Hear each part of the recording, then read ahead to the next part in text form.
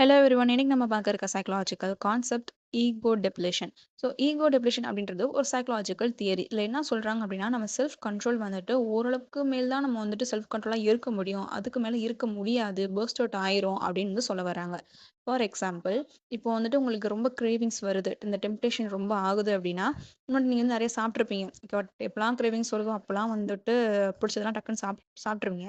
அப்புறம் வெயிட் போடுறதோ, இல்ல வந்து பாடியில ஏதாச்சும் ப்ராப்ளம்ஸ் வருது, இந்த மாரி இருக்கு அப்டின்னா, சரி ஓகே டயட் மெயின்டெயின் பண்ணுவோம். அப்படின்னு சொல்லி முடிவெடுக்கிறீங்க. ஸோ எப்பலாம் டயட்லாம் நீங்க இருக்கும்போது, அந்த உங்களுக்கு புடிச்ச ஃபுட்ட பார்க்கும்போது, ஐயோ! ஒரு மாரி கிரேவிங்ஸா வரும். ஆனா வந்து சாப்பிடக்கூடாது அப்படின்ற ஒரு எண்ணத்துல அந்த கண்ட்ரோல் பண்றீங்க இல்லையா? ஸோ அதுதான் வந்துட்டு செல்ஃப் கண்ட்ரோல். எப்பலாம் நீங்க வந்துட்டு ஃபுட்ட பார்க்கும்போது உங்களுக்கு ஓகே சாப்பிடக்கூடாதுன்னு சொல்லிட்டு செல்ஃப் கண்ட்ரோல் வந்துட்டு மெயின்டெயின் பண்றீங்க. ஓகேவா? ஆனா இந்த மெயின்டெயின் பண்றீங்களே அந்த செல்ஃப் கண்ட்ரோல, இது வந்துட்டு எப்பயுமே இருக்குமான்னு கேட்டா, உங்களால கண்ட்ரோல் பண்ண முடியுமான்னு கேட்டா முடியாது. அது ஏதோ ஒரு வகையில, ஏதோ ஒரு நாள் வந்துட்டு, ச்சே இதெல்லாம் ஒரு டயட்டா? வந்துட்டு எனக்கு சாப்பிட்டே ஆகணும்னு சொல்லிட்டு, அந்த ஓவர் நைட்ல உட்காந்துட்டு எல்லாத்தையுமே உட்காந்து சாப்பிடுறது. ஸோ இதுதான் செல்ஃப் கண்ட்ரோல் அப்படின்றது ஓரளவு தான் இருக்கும். அதுக்கு மேல உங்களால வந்து தாக்கு பிடிக்க முடியாது அப்படின்னு வந்து சொல்ல வராங்க. ஸோ அந்த தியரிய வந்துட்டு கொண்டு வந்தது யார் அப்படின்னா, சைக்காலஜிஸ்ட் ராய் பர்மிஸ்டர். அப்புறம் வந்துட்டு அவங்களோட கொலீக்ஸ்.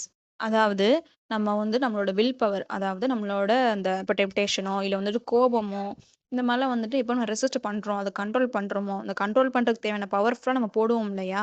ஸோ அந்த வில் பவர் எப்பலாம் நீங்க வந்து நம்ம அதாவது நெறைய நீங்க எப்ப யூஸ் பண்றீங்களோ, அந்த அளவுக்கு வந்துட்டு உங்களோட செல்ஃப் கண்ட்ரோல் வந்துட்டு அப்படியே கம்மியாகும் அப்படின்னு வந்து சொல்ல வராங்க. ஸோ இதுதான் வந்துட்டு ஈகோ டெப்லேஷன் தியரி.